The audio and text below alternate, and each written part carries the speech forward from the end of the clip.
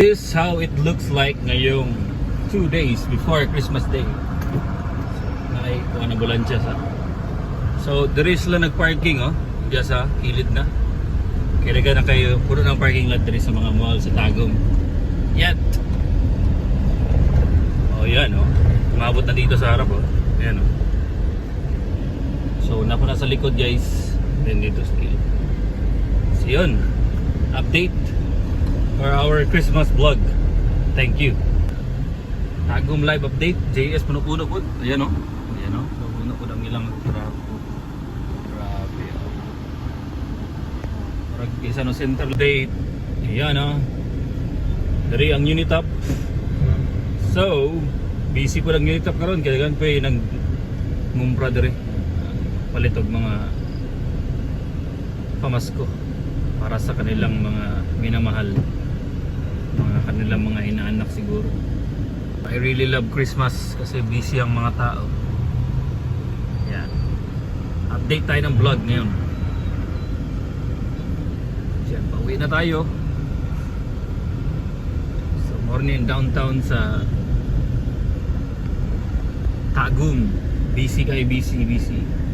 Actually mas busy tong last time. Yagi. Maunang panahon karon warag di na kayo. Yan Ayan So tanaw na mo guys akong vlog guys.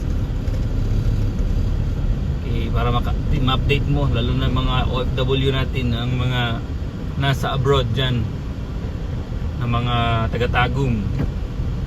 Ayan. Please watch my vlog. Ayan.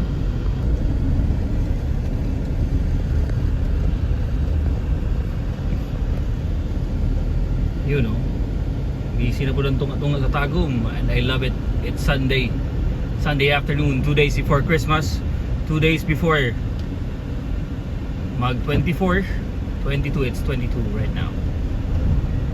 So muna yung update sa Quezon Center. Actually dati nung bata pa ako, pag Pasko masyadong maraming tao dito madalas kaming namimili nung wala pang malaking malls sa Tagum City. Pero ngayon marami pa rin tao pero hindi ganun karami gaya ng dati.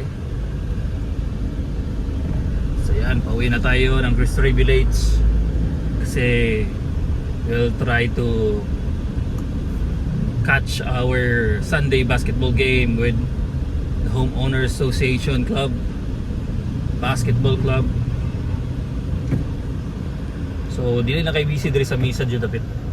So ang busy nga part sa Tagum City whenever there are holidays during busy season kay dili na sa misa, actually dito na sa G Mall dapit.